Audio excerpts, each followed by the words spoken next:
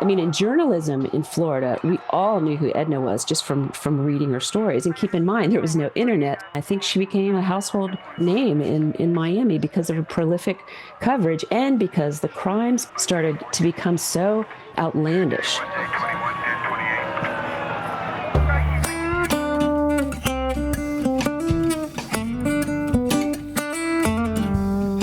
Welcome to Forum, Beyond the Pages, the podcast that tells the stories behind the stories of Florida Humanities award-winning magazine. I'm Andrew Quintana. We're celebrating some of the Sunshine State's greatest artists and entertainers this season as we speak to the writers featured in our spring 2025 issue of Forum. This week, journalist Anne Hall on her story, Miami Vice. Throughout the 1980s, there was one face you could always expect at every crime scene in Miami. No, it wasn't an officer or a detective. It was an ambitious reporter by the name of Edna Buchanan.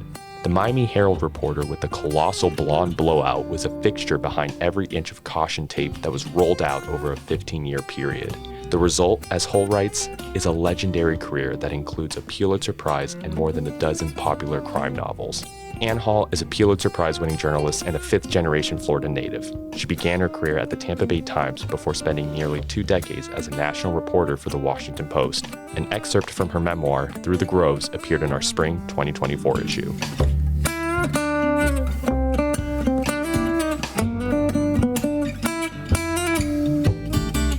You know, when I was reading your story, I felt like I had to do a double take a few times to see if the person I was reading about was Edna Buchanan or Anne Hall, because it's not like you guys had carbon copy careers, but, you know, they echo one another. You're both Pulitzer Prize-winning, women journalists who broke out in Florida and, received this national acclaim. Was Edna Buchanan someone you followed early in your career? I think the main thing Edna and I have in common is we never went to college, or we went to very little college.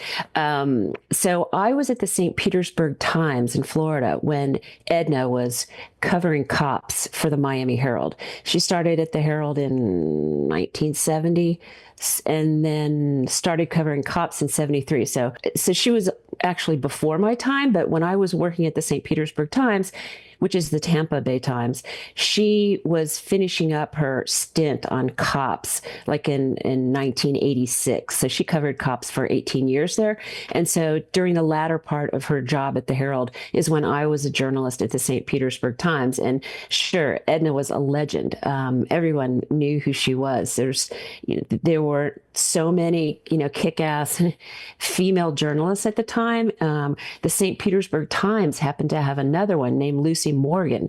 She was a investigative journalist, and she won a Pulitzer for exposing a corrupt sheriff in North Florida, or Pasco County, rather. So we had Lucy, and Edna was down in Miami. And we all knew Edna just because her legend was sort of bigger than her stories. She's the kind of reporter who had no arrogance about what she covered. She could go out and do a 3-paragraph crime brief or a Sunday feature that's 2,000, 3,000 words.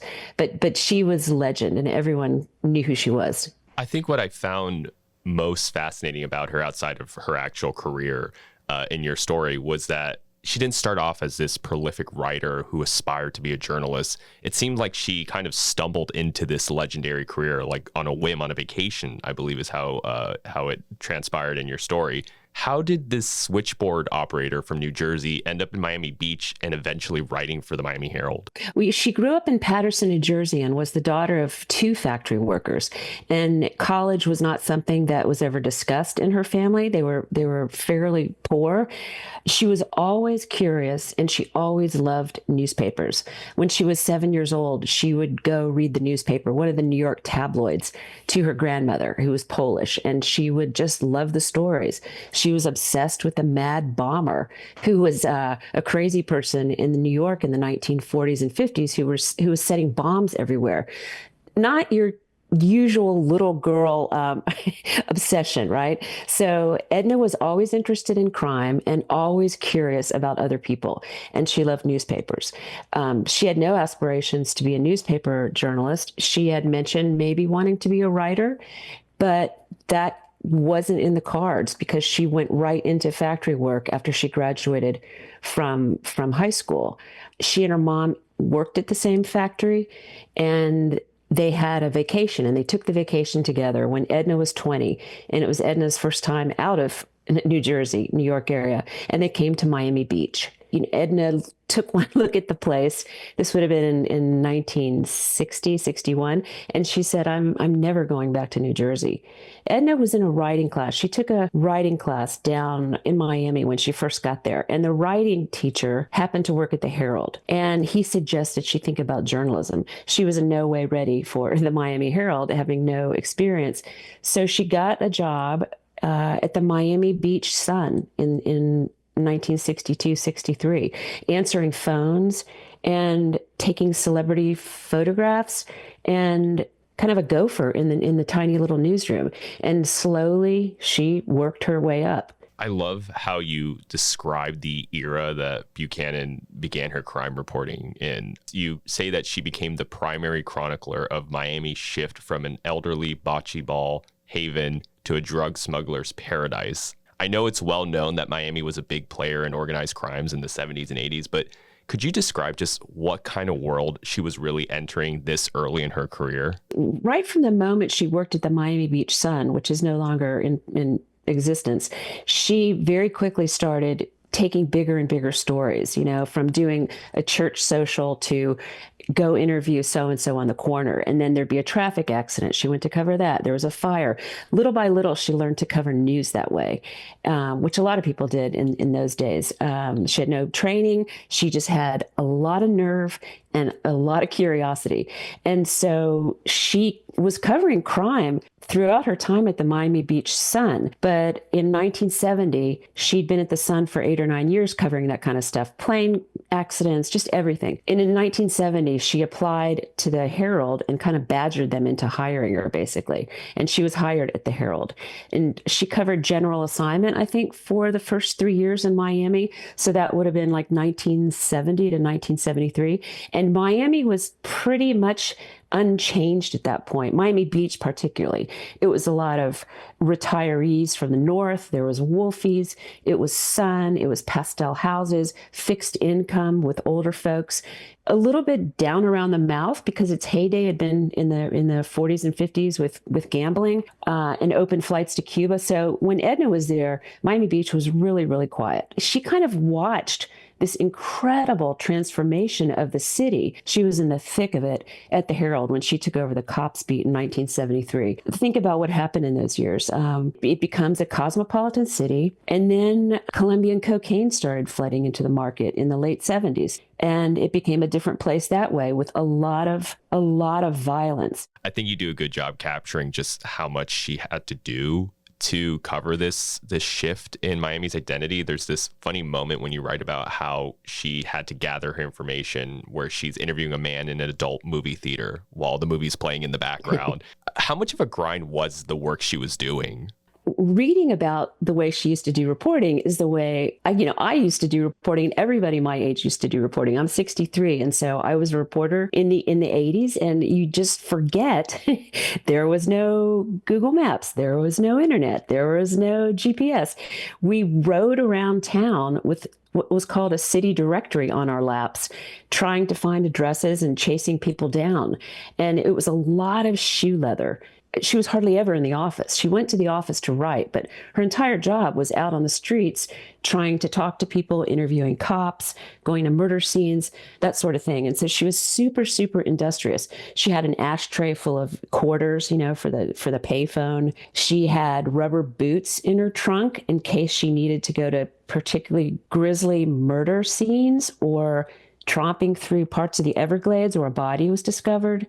She was a one-man band. Was there a story that put her on the map? I feel as though the crime beat can be a thankless job since it's the crime people are actually focused on, readers are focused on. But was there a story that had readers start looking at that byline? She was prolific, so she was always in the paper. 5 days a week, sometimes 6 days a week. So her name became synonymous with the Herald and with police coverage and crime. And she also did investigations of police agencies. There were something like 27 agencies in Miami. Edna was responsible for all those, internal affairs, corrupt cops, that sort of thing. So, the last thing a police chief wanted to ever hear was, Chief, Edna's on line one, because it was not going to be good. So everybody in law enforcement knew her. And then I think Miami Herald readers, they knew her to be the police reporter. I mean, in journalism in Florida, we all knew who Edna was just from reading her stories. And keep in mind, there was no internet. So, for instance, we had to wait until the Miami Herald was delivered on the plane the next day or mailed in 3 days. And then I think she became a household name in Miami because of her prolific coverage and because the crimes started to become so outlandish. I often see the 1979 police beating of Arthur McDuffie as kind of a turning point for her journalism career, just because of the fallout that happened after the trial. And how big was that story for her career? It was very, very large. Arthur McDuffie was pulled over on around Christmas 1979, I think. Police officers reported that he was outrunning the police and had crashed into a wall, and that was their story. And so something didn't add up for Edna, and she went to the mechanic shop where the motorcycle that McDuffie was allegedly riding and crashed on, and there wasn't a scratch on it. And that's what turned Edna on to investigating the group of police officers who, it came out, beat Arthur McDuffie to death. And that came out 3 or 4 weeks later. And Edna broke that story. And it became a national story when the all-white jury, because the case was so hot in Miami, they moved the trial of the white police officers to Tampa, and the 5 police officers were acquitted, and Miami came undone. It exploded, and it became just bedlam for a week in Miami. There were, several deaths, multiple people injured, fires, buildings on fire, and it was on the national news. It led the national news in those days, and that was Edna's story. And I think that's really how she kind of came onto the national scene. Her writing style, how did that make her stand out from her contemporaries? You touch upon her prose in your story. You have a line about it. What was her writing style like? No nonsense, nothing flowery, nothing poetic, very direct. She was taken under the wing of an editor at the Herald, a legendary editor named Gene Miller. Gene had won 1 or 2 Pulitzers before. He was a great editor and writing coach, and he kind of adopted Edna. And together, they figured out how to write about crime in an interesting way. And Edna says, if you don't hook someone in the first 2 or 3 sentences, they're gone. So everything went into her first 2 or 3 sentences. She had to hook the reader. It sounds easy in one way, but you have to have a lot of detailed reporting in order to make that lead. You have to have a lot of hard-fought facts to make it to make it kind of come alive. And she was known for these snappy leads. I'm not sure they'd run those today. They were much more like New York tabloid, New York Post headlines. But Jean really sculpted her writing, and that became her trademark. Obviously, you touched upon it earlier in our conversation, but obviously near the end of the 80s, the crime became too much for her, and she transitioned out of journalism. How did that writing style help her in her post-journalism career as a crime novelist? I think it suited her very well because she went on to sort of write fiction for the most part. And much was borrowed from her life and borrowed from the things she had witnessed. And if you look at her style, it's very readable. Again, it's not flowery, but she has a very good sense of characters, of narrative arc, of whodunit. And it suited her really well. After the McDuffie piece happened, the McDuffie coverage, Edna went on to remain on the police beat. And then in 1986, I believe, she had been such a sort of a legend in journalism by then that Calvin Trillin of The New Yorker came down to Miami and did one of his 20,000 word profiles on Edna Buchanan. And that's what sort of cemented Edna as this real character. And she won the Pulitzer a couple months later, Pulitzer for local news reporting. And after that, she left the Herald to go write books. She, I think, had enough. She had just been doing it. Almost, I cannot think of a single journalist who's covered the police beat for as long as Edna did. One usually gets off it as quickly as possible. It's a thankless beat. You're working all the time. You're working nights, but she loved it and stayed forever. And there's been no one to match her doggedness in journalism today.